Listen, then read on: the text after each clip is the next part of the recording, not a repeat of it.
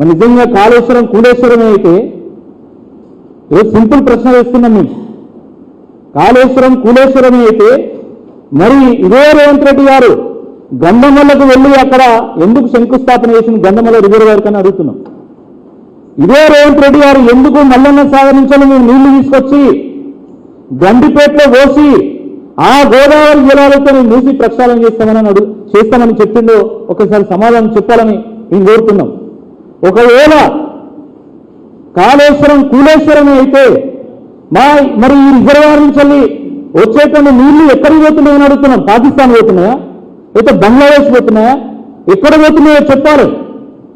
ఈ పొంగులేటి వారు, ఈ తుమ్మల వారు, బట్టి వారు ఆ పంపేల దగ్గర నీళ్ళు అప్పగించి మొత్తం నీళ్లను మిగుతాలా మరి ఎక్కడ పోతున్నాయో చెప్పాల్సినటువంటి అవసరం ఉందని చెప్పి ఈ సందర్భంగా గుర్తు చేస్తున్నాం.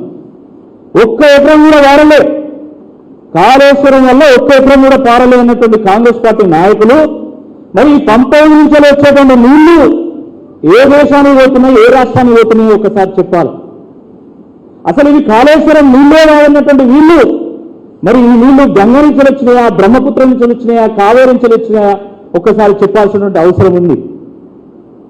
కాకతీయులు గొలుసుకట్టు చెరువులు కడితే కేసీఆర్ గారు గొలుసుకట్టు రిజర్వాయర్ నిర్మాణం చేసింది.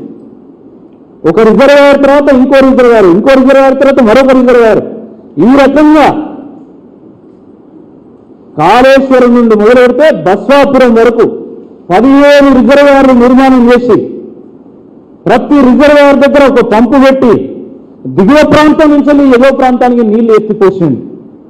ఇంత అద్భుతమైనటువంటి ప్రాజెక్టు ప్రపంచంలో ఎక్కడ లేదు. It is the largest multi lift irrigation project. 550 మీటర్ల లోతున్నటువంటి గోదావరి నుండి అన్ని పంపౌజులు 21 పంపౌజులు పెట్టి లిఫ్ట్ చేసి జంట నగరాలకు కూడా గోదావరి జలాలను చేర్చినటువంటి నాయకుడు కేసీఆర్ గారు. అలాంటి నాయకుల మీద ఈరోజు ఎన్ని రకాల అభాండాలు వేస్తుందో ఒక్కసారి మనందరం కూడా ఆలోచించాలి.